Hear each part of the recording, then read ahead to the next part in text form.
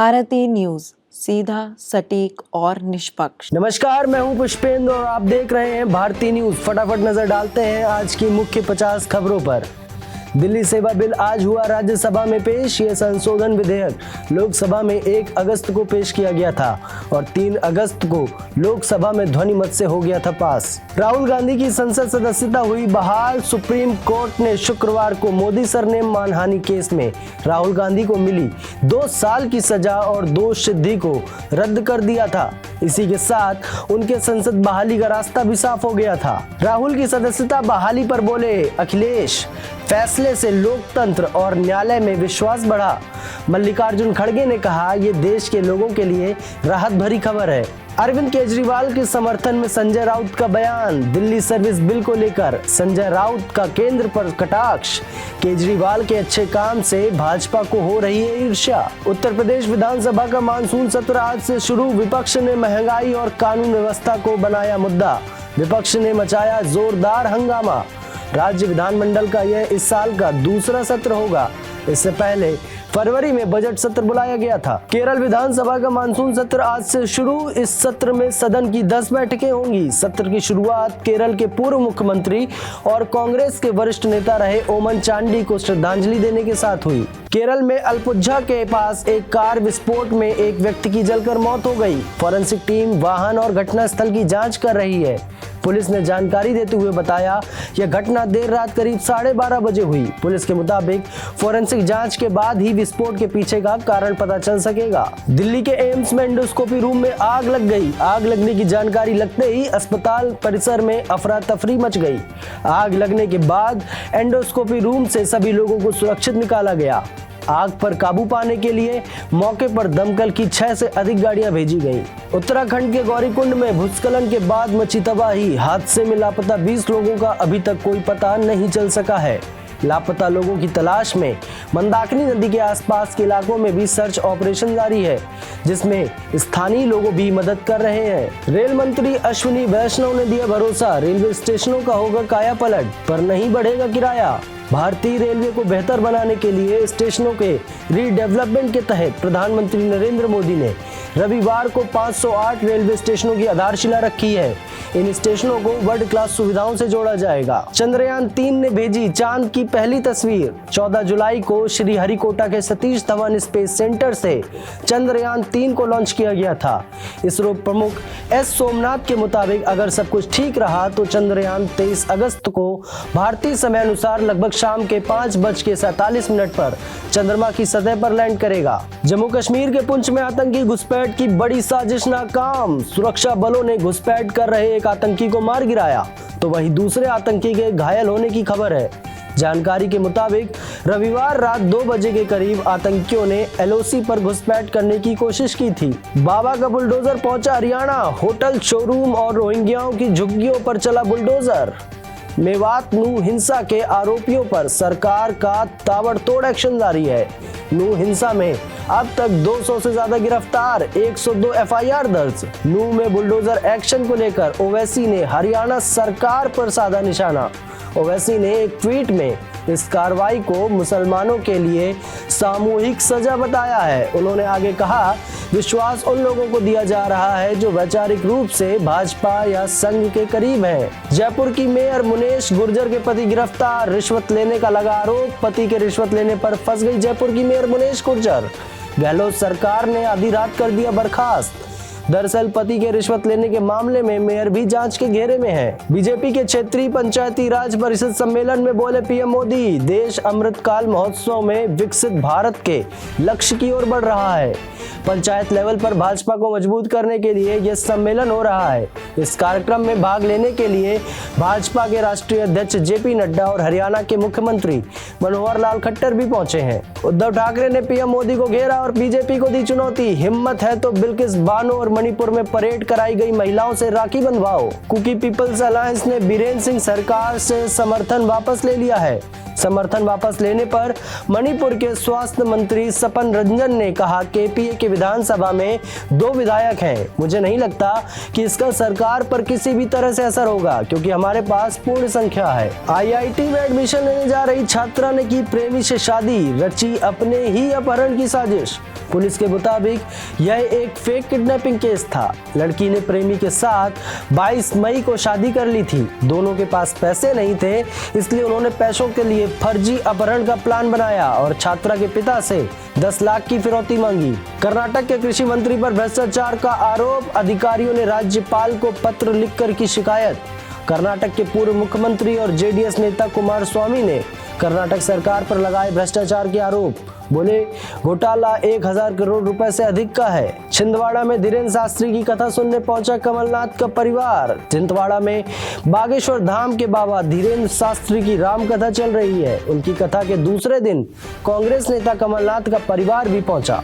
कमलनाथ ने धीरेन्द्र शास्त्री की आरती उतारी। धीरेन्द्र शास्त्री की कथा सुनने के लिए भारी संख्या में श्रद्धालु पहुंच रहे हैं। यूक्रेन शांति वार्ता के जरिए सऊदी अरब वैश्विक मामलों को प्रभावित करने की कोशिश में है। ऐसा विशेषज्ञों का कहना है कि जिस तरह चीन ने ईरान और सऊदी अरब का समझौता कराने के बाद एक बड़ी कूटनीतिक कामयाबी हासिल की है, ठीक उसी तरह ही सफलता सऊदी अरब भी चाहता है। ट्यूनीशिया के तट पर बड़ा हादसा, प्रवासी जहाज डूबने से 4 लोगों की मौत, 51 लापता।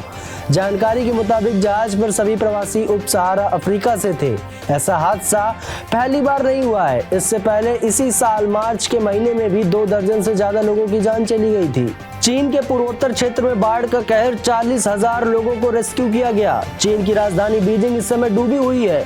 तूफान डोगसुरी की वजह से चीन में 4 दिन से लगातार बारिश हो रही है, जिसकी वजह से भयानक बाढ़ आई है और अब तक 20 लोगों की मौत हो चुकी है। भारत और ब्रिटेन के बीच मुक्त व्यापार समझौते पर 12वें दौर की वार्ता आज से शुरू। 11वें दौर की वार्ता जुलाई में लंदन में हुई थी और उसमें वाणिज्य और उद्योग मंत्री पीयूष गोयल और वाणिज्य सचिव सुनील बर्तवाल शामिल हुए थे। प्रस्तावित मुक्त व्यापार समझौते में कुल 26 अध्याय हैं, जिनमें से 19 पर बातचीत हो गई है। तोशखाना मामले में गिरफ्तार पाकिस्तान के पूर्व प्रधानमंत्री को अटक जेल में भेजा गया है। इस बीच उनकी पार्टी के लीगल टीम ने दावा किया है कि सरकार इमरान खान के वकीलों को उनसे मिलने की मंजूरी नहीं दे रही है। इसके लिए पाकिस्तान तहरीक इंसाफ ने न्यायपालिका से सरकार के गैर कानूनी व्यवहार के खिलाफ कार्रवाई करने का आग्रह किया है। इजराइल ने दमिश्क में किया हवाई हमला, 4 सीरियाई सैनिकों की हुई मौत। सीरियाई मीडिया के अनुसार धमाके की आवाज पूरे शहर में सुनाई दी। सीरिया में आखिरी हमला 2.5 हफ्ते पहले हुआ था। इजराइल ने दमिश्क में 60 ठिकानों पर हमला किया था।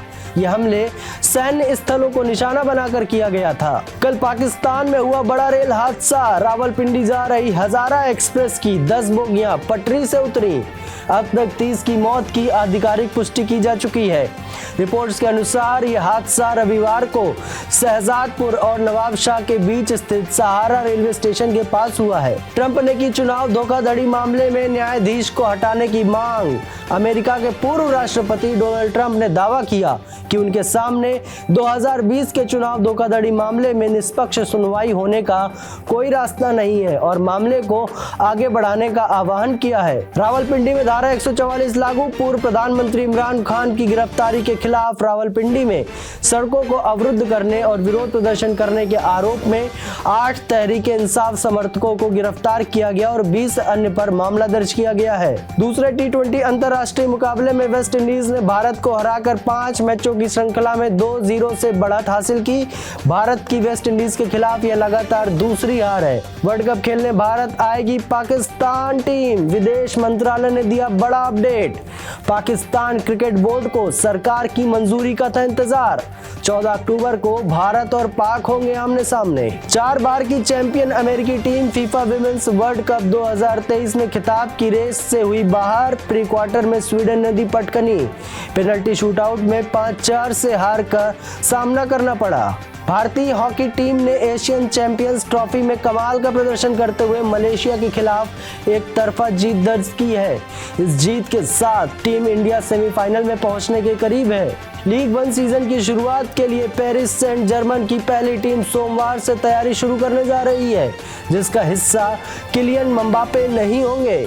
पाकिस्तान के अब्बास अफरीदी ने कनाडा में खेले जा रहे T20 लीग में मचाई तबाही। क्वालीफायर 2 में हैट्रिक के साथ लिए 5 विकेट। भारत की अदिति ने जर्मनी के बर्लिन शहर में चल रही वर्ल्ड आर्चरी चैंपियनशिप में जीता इंडिविजुअल गोल्ड। चीन के वेंग होंगयांग ने भारत के HS प्रणय को 1.5 घंटे चले ऑस्ट्रेलियाई ओपन बैडमिंटन के फाइनल में हराया। विश्व कप 2023 से पहले आ सकता है पाकिस्तान क्रिकेट बोर्ड का फैसला। पाकिस्तान क्रिकेट के सबसे सफल बल्लेबाज इंजमाम उल हक बन सकते हैं पाकिस्तान बोर्ड के नए चीफ सेलेक्टर। ब्राजील के टूर्नामेंट से बाहर होने के बाद जमैका पहली बार महिला विश्व कप के नॉकआउट चरण में पहुंचा।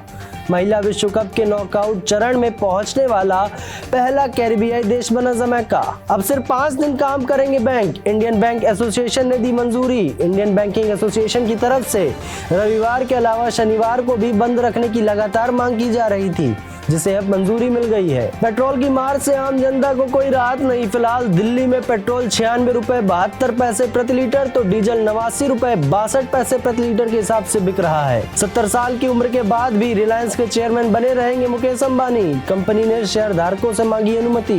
Global trade research initiative GTRI ने कंप्यूटर लैपटॉप आयातकों को लाइसेंस देने के लिए वस्तुनिष्ठ मानदंड बनाने की मांग की है। मजबूती के साथ खुले भारतीय बाजार। सेंसेक्स 90 अंक चढ़कर 65,811 के स्तर पर खुला। वहीं निफ्टी में 59 अंक की बढ़ोतरी के साथ 19,576 के स्तर पर ओपन हुआ है। रॉकी और रानी की प्रेम कहानी ने तोड़े नए रिकॉर्ड। 10 दिनों में 100 करोड़ का आंकड़ा किया पार। रणवीर आलिया की टॉप फिल्मों में हुई शामिल। बार्बी ने दुनिया भरों में की $1 अरब की कमाई। पहली बार किसी महिला डायरेक्टर की फिल्म ने बनाया यह रिकॉर्ड। द एलिफेंट विस्पर्स जोड़ी बोमन और बेली ने फिल्म निर्माताओं पर वित्तीय शोषण और उत्पीड़न का आरोप लगाया। दिल का दौरा पड़ने से विजय राघवेंद्र की पत्नी का निधन। वैकेशन के लिए थाईलैंड में थी एक्टर की फैमिली। बिपाशा बसु ने हाल ही में बताया कि उनकी बेटी के पैदा होने के बाद उसके दिल में 2 छेद थे, जिसके 3 महीने बाद उसकी हार्ट सर्जरी हुई थी। फिलहाल के लिए बस इतना ही। अन्य सभी बड़ी खबरों के लिए देखते रहिए भारती न्यूज। धन्यवाद।